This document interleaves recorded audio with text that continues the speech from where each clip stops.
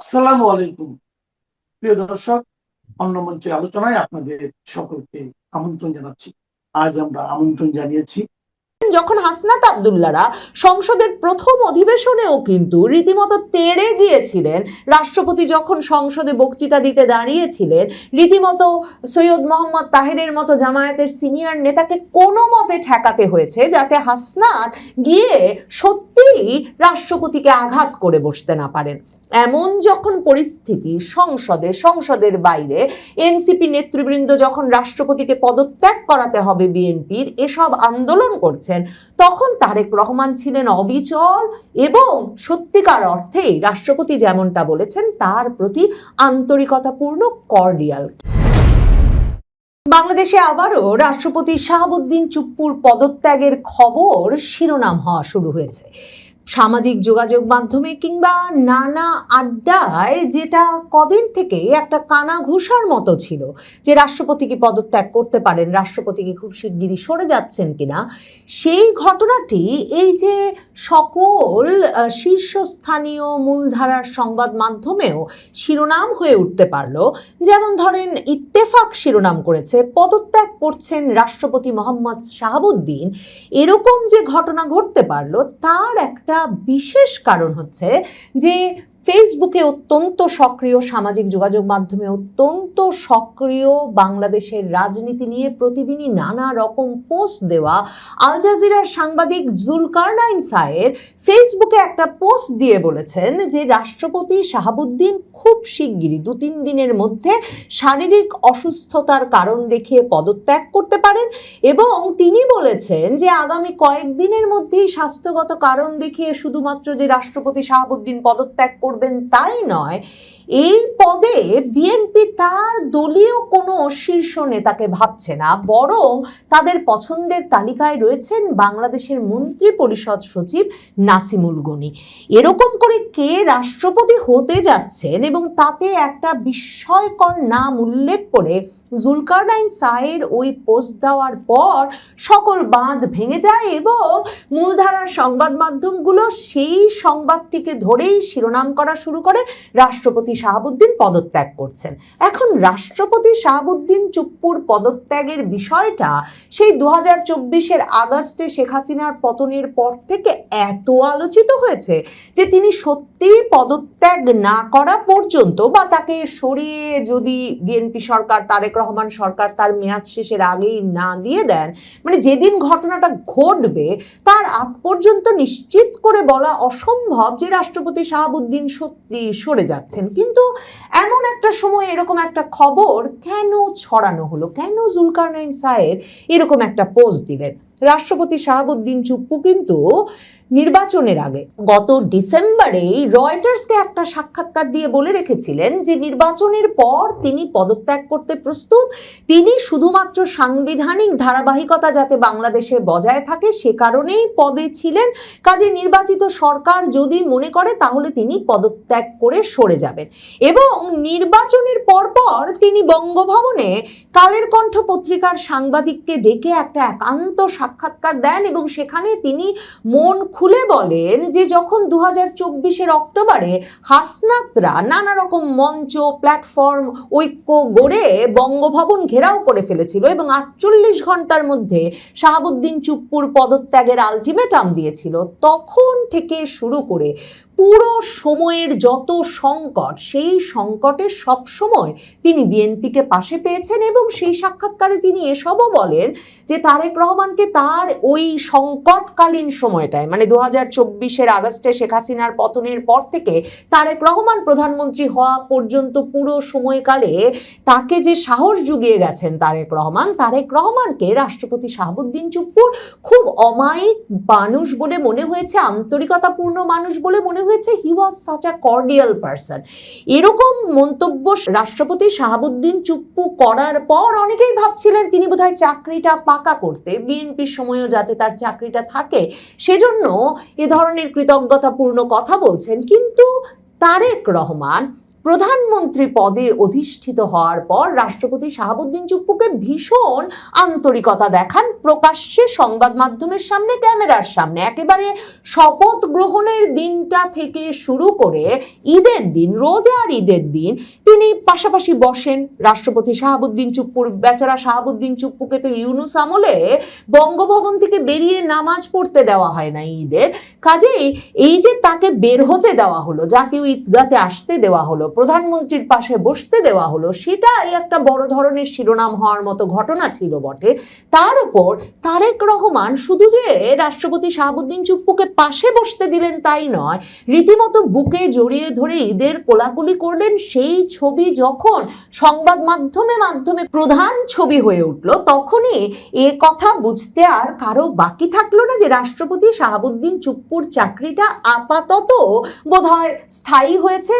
তিনি বোধহয় কিছুদিন বিএনপি সরকারের আমলে থাকতে পারবেন। অনেকেই বলতে শুরু করলেন তারেক রহমান এই যে সংবিধান রক্ষা করে গেছেন শাহাবুদ্দিন চুপ্পু এবং নির্বাচন পর্যন্ত পৌঁছে দিতে পেরেছেন, কারণ 2024-25 তো অনেকবার এ আলাপ হয়েছে যে দেশ এতটা অস্থিতিশীল হয়ে পড়েছে যখন, তখন রাষ্ট্রপতি শাহাবুদ্দিন চুপ্পুর দেশের ওই ক্রান্তিকালে জরুরি অবস্থা জারি করার কথা ছিল কিনা। এমনকি এসব কথাও হচ্ছিল যে শেখ হাসিনা আমলের রাষ্ট্রপতি, শেখ হাসিনা আমলের সেনা প্রধান আর ইউনূস সরকার যে ধরনের মববাজি সারা বাংলাদেশে ঘটতে দিচ্ছে, আইন শৃঙ্খলা পরিস্থিতির যে ভয়াবহ অবনতি হয়েছে, সেই পুরো পরিস্থিতি সামাল দিতে শেষ পর্যন্ত জরুরি অবস্থা জারি করে ফেলেন কিনা রাষ্ট্রপতি শাহাবুদ্দিন চুপ্পু। কিন্তু রাষ্ট্রপতি একরকমের নীরবে নিভৃতে বঙ্গভবনেই থাকছিলেন এবং তার পরবর্তী সাক্ষাৎকারে মনে হয়েছে বিএনপির সঙ্গে, তারেক রহমানের সঙ্গে তার এতটাই ঘনিষ্ঠ যোগাযোগ ছিল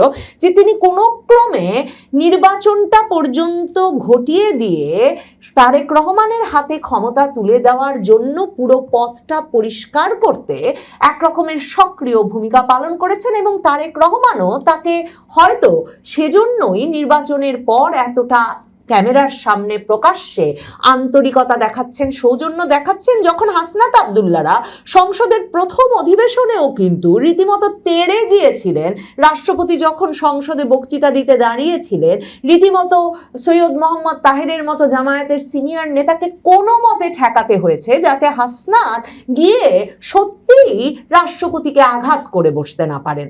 এমন যখন পরিস্থিতি সংসদের বাইরে এনসিপি নেতৃবৃন্দ যখন রাষ্ট্রপতিকে পদত্যাগ করাতে হবে বিএনপির, এসব আন্দোলন করছেন, তখন তারেক রহমান ছিলেন অবিচল এবং সত্যিকার অর্থেই রাষ্ট্রপতি যেমনটা বলেছেন তার প্রতি আন্তরিকতাপূর্ণ কর্ডিয়াল। কিন্তু কোরবানির ঈদ আসতে আসতে দেখা গেল তারেক রহমানের সঙ্গে প্রেসিডেন্টের একটা বড় দূরত্ব হয়ে গেছে এবং তার আগে প্রেসিডেন্ট লন্ডন ঘুরে এসেছেন। লন্ডনে তিনি কার কার সঙ্গে বৈঠক করেছেন, কত টাকা খরচ করে বাজার করেছেন, কত সফর সঙ্গী নিয়ে গেছেন, নানা জনে নানা কথা বলে যে নানা কারণেই নাকি তারেক রহমান কিছুটা ক্ষুব্ধ হয়ে উঠেছিলেন রাষ্ট্রপতি শাহাবুদ্দিন চুপ্পুর ওপর, এবং তার প্রমাণ হিসেবে কোরবানির ঈদে আর প্রধানমন্ত্রীর পাশে ঠাঁই হয় নাই রাষ্ট্রপতি শাহাবুদ্দিন চুপ্পুর, তাকে বসতে হয় কয়েকজন পরে এবং রাষ্ট্রপতি আর প্রধানমন্ত্রীর কোলাকুলিরও সুযোগ মেলে না সেবার। এমনকি এই যে প্রধানমন্ত্রী চীন সফর করে এসেছেন, যেমনটা প্রথা, চীন মালয়েশিয়া সফরের পর তার বঙ্গভবনে গিয়ে রাষ্ট্রপতিকে ব্রিফ করার কথা ছিল তার বিদেশ সফর সম্পর্কে, সেগুলো করেন নাই যে শুধু তারেক রহমান তাই নয়, বাজেট অধিবেশনের দিন শুরুতেই প্রথা অনুযায়ী রাষ্ট্রপতি অর্থ বিলে স্বাক্ষর করতে যান। বাজেট অধিবেশনে যখন বাজেট পেশ করা হয় প্রেসিডেন্ট বক্সে বসে সেই অধিবেশনটা শোনেন, আর প্রথা হচ্ছে প্রধানমন্ত্রী, সরকারি দলের শীর্ষ নেতৃবৃন্দ, স্পিকার, ডেপুটি স্পিকার তার সঙ্গে গিয়ে সংসদে দেখা করেন। কিন্তু রাষ্ট্রপতি একরকম নিভৃতে নিজ উদ্যোগে গেছেন অর্থ বিল স্বাক্ষর করতে, নিজে নিজে স্বাক্ষর করেছেন, প্রেসিডেন্ট বক্সে বসে থেকেছেন। প্রধানমন্ত্রী তারেক রহমান তো দূরের কথা, বিএনপির কোনো নেতা, স্পিকার, ডেপুটি স্পিকার কেউ একটা সালাম বিনিময় করতেও রাষ্ট্রপতির ধারে কাছে ঘেঁষেন নাই। সকলেই মনে করছিলেন যে বিএনপি নিশ্চয়ই ক্ষমতায় এসে আওয়ামী লীগ আমলের রাষ্ট্রপতি শাহাবুদ্দিন চুপ্পুকে সরিয়ে দেবে এবং মির্জা ফখরুল ইসলাম আলমগীরের প্রতি বিএনপিকে এতদিন ধরে সংঘবদ্ধ রাখা, সক্রিয় রাখা, সংগঠিত রাখা, এসব কৃতজ্ঞতায় একটা বড় পদে বসিয়ে পুরস্কৃত করার কথা ভাবছেন তারেক রহমান, এবং তাই হয়তো মির্জা ফখরুল ইসলাম আলমগীরের কাছেই যাবে সে পদ। যুগান্তর সে সময় একটা প্রতিবেদন করেছিল কে হতে যাচ্ছেন রাষ্ট্রপতি। সেখানে তারা তখন বলেছিল যে মির্জা ফখরুল ইসলাম আলমগীর ছাড়াও দলের স্থায়ী কমিটির সদস্য ডক্টর খন্দকার মোশাররফ হোসেন, ডক্টর আব্দুল মঈন খান, নজরুল ইসলাম খান এরাও আছেন আলোচনায়। তবে সবচেয়ে জোরালোভাবে মির্জা ফখরুল ইসলাম আলমগীর এবং খন্দকার মোশাররফ হোসেনের কথা শোনা যাচ্ছে। অথচ এখন হঠাৎ করে এমন একটা নাম সামনে চলে এলো, মন্ত্রী পরিষদ সচিব নাসিমুল গনি, যিনি বিএনপি আমল আসবার পরে যে সরকারের সবচেয়ে উচ্চতম কর্মকর্তার পদটিতে দায়িত্ব পেয়েছেন সেটাও অনেককে বিস্মিত করেছিল।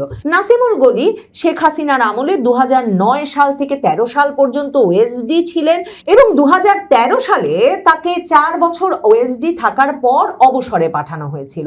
2024 সালে ইউনূস সরকার আসবার পরেই তাকে ফিরিয়ে এনে সিনিয়র সচিব পদে চুক্তিভিত্তিক নিয়োগ দিয়ে প্রথমে রাষ্ট্রপতির কার্যালয়ে নিয়োগ দেওয়া হয়েছিল, তারপর এনে তাকে স্বরাষ্ট্র সচিব করা হয় এবং স্বরাষ্ট্র সচিব তিনি হওয়ার পরেই ভারতের সংবাদ মাধ্যম, শীর্ষস্থানীয় সংবাদ মাধ্যমগুলো সয়লাভ হয়ে যায় এ খবরে যে নাসিমুল গনি হচ্ছেন সেই ব্যক্তি যিনি বাংলাদেশে হিজবুত তাহরিরের প্রতিষ্ঠাতা সদস্যদের একজন। এবং ইউনূস আমলে ওই সময়টা এমন সময় যখন 2024-এর 5ই আগস্টে শেখ হাসিনা সরকারের পতনের পরপরই কালেমা লেখা কালো পতাকা নিয়ে হিজবুত তাহরিরের সদস্যরা প্রকাশ্যে বেরিয়ে এসেছেন।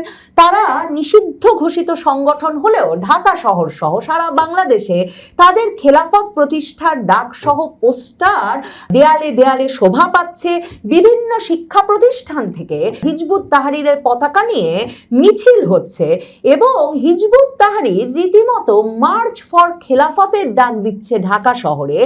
আর তখনকার মার্কিন জাতীয় গোয়েন্দা প্রধান তুলসি গ্যাবার্ড ভারতে বসে সংবাদ মাধ্যমকে বলছেন যে বাংলাদেশে একটা খেলাফত প্রতিষ্ঠার চেষ্টা চলছে এবং সেটা মার্কিন যুক্তরাষ্ট্রকে উদ্বিগ্ন করে।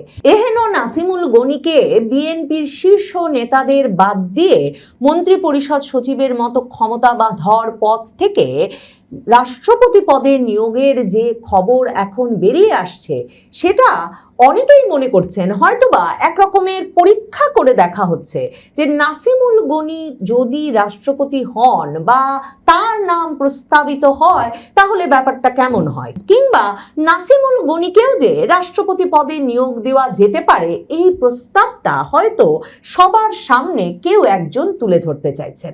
তবে নাসিমুল গনিকে মন্ত্রী পরিষদ সচিব পদ থেকে সরিয়ে দেওয়ার আর কোনো উপায় না দেখে এতটাই ক্ষমতাধর এই ব্যক্তি হয়ে উঠেছেন হয়তো স্বরাষ্ট্র সচিব পদে ইউনূসের আমলে থাকায়, যিনি হয়তো অনেক গোপন ঘটনার সাক্ষী, যিনি নির্বাচনটার সময় কি ঘটেছে, কেন ঘটেছে, কিংবা ডিসেম্বরে হাদির হত্যাকাণ্ডের পরে যে টালমাটাল পরিস্থিতি, প্রথম আলো, ডেইলি স্টার, ছায়ানটে আগুন, এবং এখন যে ইউনূস আমলের উপদেষ্টারা বেরিয়ে বলছেন যে সে সময় পরিস্থিতি অস্থিতিশীল করতে, নির্বাচন পিছিয়ে দিতে অন্তর্বর্তীকালীন সরকারের উপদেষ্টাদের ভেতরে গড়ে তোলা কিচেন ক্যাবিনেট সক্রিয় ভূমিকা পালন করেছেন। এসব বিষয়ে নানা রকম তথ্য আছে বলেই নাসিমুল গনিকে একটা গুরুত্বপূর্ণ রাষ্ট্রীয় পদে বসিয়ে রেখে মন্ত্রী পরিষদ সচিব পদ থেকে সরিয়ে দেওয়া গুরুত্বপূর্ণ কিনা সেটাই বা কে বলতে পারে। আরব বসন্তে নির্বাচিত সরকার তো বেশি দিন ক্ষমতায় থাকতে পারেনি। এই নির্বাচিত সরকার, তারেক রহমান সরকারের পরিস্থিতি টালমাটাল করতে রাষ্ট্রপতি পদে তারেক রহমানের সঙ্গে সম্পর্কহীন, বরং অন্য ক্ষমতার উৎসের সাথে অত্যন্ত গুরুত্বপূর্ণ ঘনিষ্ঠ যোগাযোগ আছে এমন কোনো ব্যক্তির রাষ্ট্রপতি পদে থাকা গুরুত্বপূর্ণ হয়ে উঠবে কিনা আগামী কয়েক সপ্তাহ বা মাসে সেটাই বা কে বলতে পারে। এমনকি শাহাবুদ্দিন চুপ্পুর যা করবার কথা ছিল তিনি করেননি বলে অনেকে মনে করেন জরুরি অবস্থা জারি। এমন একটা পরিস্থিতি তৈরি করতেও যে রাষ্ট্রপতি শাহাবুদ্দিন চুপ্পু কোনো কাজে আসবেন না সেটাও তো সব তরফের কাছেই পরিষ্কার। ইউনূস রাষ্ট্রপতি হতে ভীষণ আগ্রহী ছিলেন, তবে ইউনূস এ দফায় হতে না পারলেও যে আন্তর্জাতিক রাজনৈতিক খ্যাতিসম্পন্ন কাউকে কাউকে রাষ্ট্রপতি করবার চাপ সরকারের ওপর আছে, সে খবরও বিভিন্ন সূত্রে জানা যাচ্ছে। এক নারীর সঙ্গে ব্যক্তিগত মুহূর্তের ভিডিও সামাজিক যোগাযোগ মাধ্যমে ছড়ানোর ঘটনায় সাতক্ষীরা ৪ আসনে জামাত ইসলামী সংসদ সদস্য গাজী নজরুল ইসলামকে দল থেকে বহিষ্কার করা হয়েছে। দলটির অভ্যন্তরীণ তদন্তে নৈতিক স্খলনজনিত অপরাধ প্রমাণিত হওয়ার অভিযোগে বুধবার বিকালে জামাতের কেন্দ্রীয় নির্বাহী পরিষদের জরুরি বৈঠকে তাকে বহিষ্কারের সিদ্ধান্ত নেওয়া হয়েছে। একই সঙ্গে তাকে সংগঠন থেকে বহিষ্কারের বিষয়টি নির্বাচন কমিশনকে অবিলম্বে অবহিত করার সিদ্ধান্ত হয়েছে।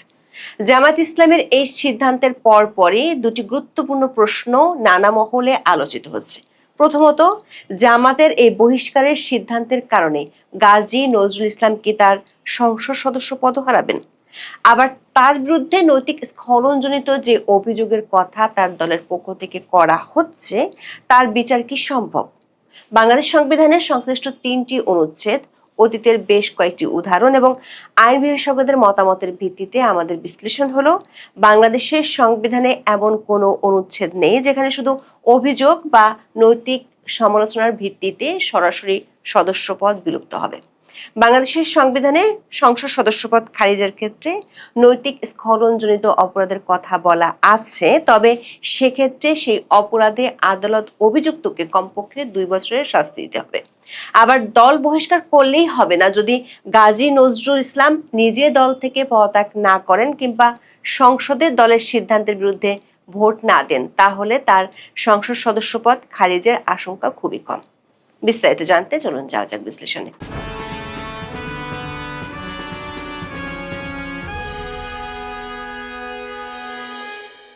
এক তরুণীর সঙ্গে ব্যক্তিগত মুহূর্তের ভিডিও সামাজিক মাধ্যমে ভাইরাল হওয়ার পরই জামাতে ইসলামীর সংসদ সদস্য গাজী নজরুল ইসলামকে ঘিরে নানা আলোচনা ও বিতর্ক শুরু হয়। ভিডিওগুলো সোমবার বিকেল থেকে সামাজিক মাধ্যমে ছড়াতে শুরু করে। প্রথম দিকে ফেসবুকে তার সমর্থনে কেউ কেউ এটি এআই ব্যবহার করে তৈরি করা হয়েছে উল্লেখ করে পাল্টা প্রচারণা শুরু করেন। পরদিন দ্য ডিসেন্ট এবং রিউমার স্ক্যানারের মতো কয়েকটি ফ্যাক্ট চেকিং প্রতিষ্ঠান দাবি করে যে ভিডিও এআই দিয়ে বানানো নয়। এসব নিয়ে বিতর্কের মধ্যে গাজী নজরুল ইসলাম নিজেই ফেসবুকে পোস্ট দিয়ে দাবি করেন, ভিডিওতে দেখা যাওয়া ওই তরুণী তার দ্বিতীয় স্ত্রী এবং তাকে তিনি তার প্রথম স্ত্রীর সম্মতিতেই সম্প্রতি বিয়ে করেছেন। সাথে তিনি এও দাবি করেন, মেয়ের মামা এবং তার গাড়ি চালক তার বিরুদ্ধে ষড়যন্ত্র করে এই ভিডিও ধারণ করেছে, এমনকি তাকে জিম্মি করে টাকা আদায়ের অভিযোগও তিনি এনেছিলেন। তার এমন দাবির প্রেক্ষিতে বিতর্ক আরো উস্কে দেয় দৈনিক আমার দেশের একটি প্রতিবেদন। ওই প্রতিবেদনটিতে গাজী নজরুল ইসলামের এই কথিত দ্বিতীয় বিয়ের কাবিননামার বিশ্বাসযোগ্যতা ও নিবন্ধন প্রক্রিয়া নিয়ে প্রশ্ন তোলা হয়। কারণ কাবিননামায় নাম থাকা কাজী আমার দেশকে বলেছেন বিয়ে কোথায় হয়েছে সে বিষয়ে তিনি জানেন না। একই সঙ্গে তিনি স্বীকার করেন কাবিননামাটি পুরনো তারিখ বসিয়ে তৈরি করেছেন। জামাত ইসলামের পক্ষ থেকে প্রথমে পরিস্থিতি পর্যবেক্ষণ করে দলীয় তদন্তের প্রেক্ষিতে ব্যবস্থা নেয়ার কথা বলা হয়। দলটির একাধিক সূত্র বলছে, অনলাইন অফলাইনে ব্যাপক সমালোচনা ও বিতর্কের জন্ম দেয় গাজী নজরুল ইসলামের বিরুদ্ধে ব্যবস্থা নিতে দলটির অভ্যন্তরীণ জোর দাবি উঠেছিল। শেষ পর্যন্ত 22শে জুলাই দলটির আমির ডক্টর শফিকুর রহমানের সভাপতিত্বে জামাতের নির্বাহী পরিষদের বৈঠক অনুষ্ঠিত হয়। সংবাদ মাধ্যমের নজর এড়াতে বুধবার রাজধানীর মিন্টু রোডে বিরোধী দলীয় নেতার সরকারি বাসভবনে জামাতের নির্বাহী পরিষদের এই বৈঠকটি হয়। বৈঠক শেষে দলটির পক্ষ থেকে সংবাদ বিজ্ঞপ্তির মাধ্যমে আনুষ্ঠানিকভাবে সিদ্ধান্ত জানানো হয়। সংবাদ বিজ্ঞপ্তিতে বলা হয়, সাতক্ষীরা ৪ আসনের সংসদ সদস্য গাজী নজরুল ইসলামকে নিয়ে বিভিন্ন সংবাদ মাধ্যমে প্রকাশিত খবরের পর সাংগঠনিক তদন্তে তার নৈতিক স্খলন প্রমাণিত হয়েছে। তাকে জামাতের গঠনতন্ত্রের ৬২ ধারা অনুযায়ী দল থেকে বহিষ্কারের সিদ্ধান্ত হয়েছে। তাকে সংগঠন থেকে বহিষ্কারের বিষয়টি নির্বাচন কমিশনকে অবিলম্বে অবহিত করার সিদ্ধান্ত হয়। 3 বার এমপি গাজী নজরুল ইসলাম জামাতের কেন্দ্রীয় মজলিসের শুরা সদস্য।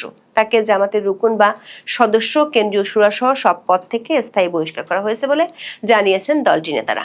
জামাতের গঠনতন্ত্রের ৬২ নম্বর ধারায় বলা আছে, কোন সদস্য বা রুকন জামাতের নিয়ম শৃঙ্খলা ও নীতিসমূহের পরিপন্থী কাজ করেন বা এমন কোনো কাজ করেন যাতে জামাতের নৈতিক প্রভাব ক্ষতিগ্রস্ত কিংবা জামাতের মর্যাদা ক্ষুণ্ণ হয় অথবা সংগঠনের উদ্দেশ্য, লক্ষ্য এবং ইসলামের ইমান ও আকিদা পরিপন্থী কোনো পার্টি বা প্রতিষ্ঠানের সঙ্গে সম্পর্ক রাখলে জামাতের আমির কেন্দ্রীয় নির্বাহী পরিষদের পরামর্শক্রমে জামাতের যে কোনো সদস্য বা রুকনকে জামাত থেকে বহিষ্কার করতে পারবেন।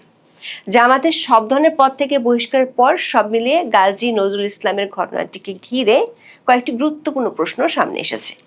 এগুলো হলো, তার সংসদ সদস্য পদের কি হবে, অর্থাৎ দলীয় পদ হারানোতে তিনি কি এমপি পদও হারাবেন? আবার নৈতিক স্খলনের অভিযোগে কি তার বিচার সম্ভব? জামাত ইসলামী তাদের সংবাদ বিজ্ঞপ্তিতে বলেছে, দলটির অভ্যন্তরীণ তদন্তে গাজী নজরুল ইসলামের নৈতিক স্খলনের প্রমাণ তারা পেয়েছেন। বাংলাদেশের সংবিধানে নৈতিক স্খলন বা মোরাল ট্রাইবিউট শব্দটি ব্যবহার করা হলেও এর নির্দিষ্ট সংজ্ঞা দেওয়া হয়নি। বাংলা ভাষায় নৈতিক স্খলন বলতে সাধারণত এমন আচরণকে বোঝায় যা সামাজিক বা নৈতিকভাবে গ্রহণযোগ্য নয়। সাধারণভাবে বিচার ব্যবস্থায় এই শব্দটি এমন অপরাধ বোঝাতে ব্যবহৃত হয় যেখানে প্রতারণা, অসততা, দুর্নীতি, জঘন্য অনৈতিকতা বা সামাজিকভাবে গুরুতর অপরাধমূলক আচরণ জড়িত থাকে। তবে কোনো অপরাধ মোরাল ট্রাইবিউটের মধ্যে পড়বে কিনা সেটি প্রতিটি মামলার প্রকৃতি, প্রযোজ্য আইন এবং আদালতের ব্যাখ্যার উপর নির্ভর করে। অর্থাৎ কোনো বিতর্কিত ব্যক্তিগত আচরণকে সাধারণ মানুষ নৈতিক স্খলন বললেও আদালত সেটিকে একইভাবে দেখবে এমন নয়। সে কারণে আইন বিশেষজ্ঞরা মনে করেন, জামাতের দলীয় সিদ্ধান্ত শেষ পর্যন্ত আদালতে গৃহীত হলে এবং তাতে যদি তার কমপক্ষে 2 বছরের শাস্তি হয়, তাহলে বাংলাদেশ সংবিধানের 66 এর 2 নম্বর অনুচ্ছেদ অনুযায়ী তার সংসদ সদস্যপদ খারিজ হতে পারে। আইন বিশেষজ্ঞরা মনে করেন, আইন সবসময় নৈতিকতার ভিত্তিতে সিদ্ধান্ত দেয় না। অর্থাৎ কোনো ব্যক্তি সমাজের চোখে অনৈতিক কাজ করলেও সেটি যদি আইনের দৃষ্টিতে অপরাধ হিসেবে প্রমাণিত না হয়, তাহলে তার বিরুদ্ধে স্বয়ংক্রিয়ভাবে সাংবিধানিক শাস্তি কার্যকর হয় না।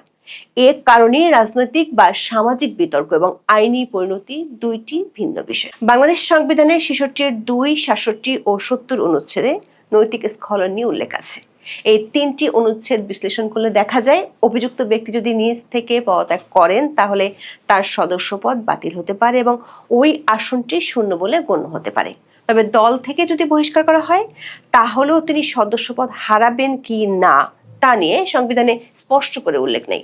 সেখানে কয়েকটি নির্দিষ্ট কারণের মধ্যে উল্লেখ করা হয়েছে, অভিযুক্ত যদি নৈতিক স্খলন সম্পৃক্ত কোনো কারণে ফৌজদারি অপরাধের দোষী সাব্যস্ত হন এবং কমপক্ষে 2 বছরের কারাদণ্ড পান, তাহলে সদস্যপদ বাতিল হতে পারে। তবে এক্ষেত্রে তা স্পষ্ট করে দেওয়া নেই। বাংলাদেশের সংবিধান অনুযায়ী দেশটির সংসদ সদস্যদের অপসারণের ক্ষেত্রে একটি নির্দিষ্ট আইনি কাঠামো অনুসরণ করা হয়। সংবিধানের 66 অনুচ্ছেদে বলা হয়েছে, কয়েকটি নির্দিষ্ট কারণে সংসদ সদস্যের আসন শূন্য হতে পারে। সংসদ সদস্যের নিজ থেকে পদত্যাগ করলে বা সংসদের অনুমতি ছাড়া টানা 90 কার্যদিবস অনুপস্থিত থাকলে পদ বাতিল হয়।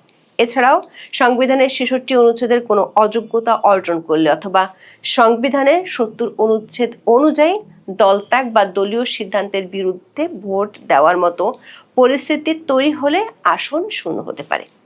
এর অর্থ হলো, সংসদ সদস্যপদ শূন্য হবে যদি কোনো সদস্য যে রাজনৈতিক দলের মনোনয়নে নির্বাচিত হয়েছেন সেই দল থেকে স্বেচ্ছায় পদত্যাগ করেন অথবা সংসদে দলীয় সিদ্ধান্তের বিরুদ্ধে ভোট দেন। এক্ষেত্রে দলীয় বহিষ্কার বা সাংগঠনিক ব্যবস্থা নেওয়া হলে 70 অনুচ্ছেদের অধীনে স্বয়ংক্রিয়ভাবে সংসদ সদস্যপদ বাতিল হওয়ার সুযোগ নেই। এছাড়া সংবিধানের 66 এর 4 অনুচ্ছেদ অনুযায়ী কোনো সংসদ সদস্য নির্বাচনের পরে অযোগ্য হয়েছেন কিনা এ নিয়ে বিরোধ দেখা দিলে বিষয়টি নির্বাচন কমিশনের কাছে যায়। নির্বাচন কমিশন শুনানি নিয়ে সিদ্ধান্ত দেয়।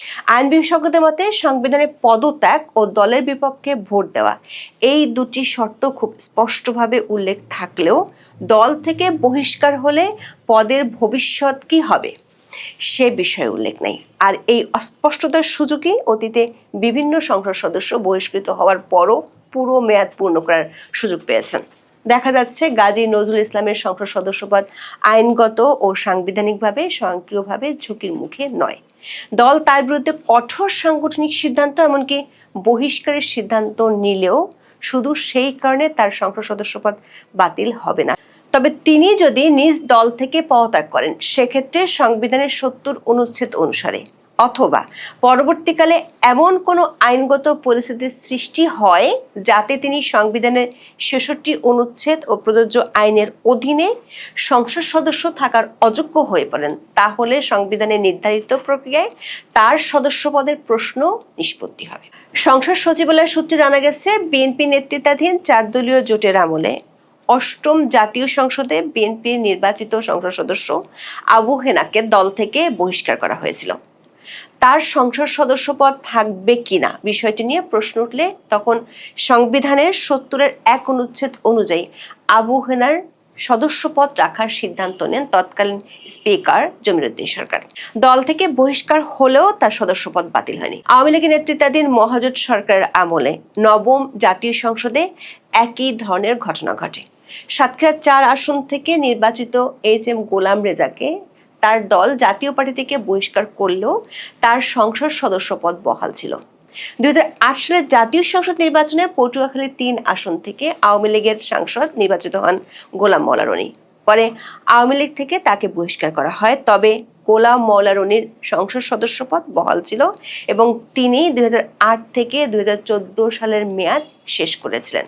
তবে অন্য একটি নজিরও আছে। ২০১৪ সালে নিউ ইয়র্কে বিতর্কিত মন্তব্যের কারণে আওয়ামী লীগের মন্ত্রী আব্দুল লতিফ সিদ্দিকীকে মন্ত্রিসভা ও দল থেকে বহিষ্কার করা হয়। পদ থাকবে কিনা তা নিয়ে নির্বাচন কমিশন যখন আইনি শুনানির প্রস্তুতি নিচ্ছিল, ঠিক তখনই ২০১৫ সালের ১ সেপ্টেম্বর তিনি সংসদে আবেগঘন বক্তব্য দিয়ে নিজেই পদত্যাগ করেন।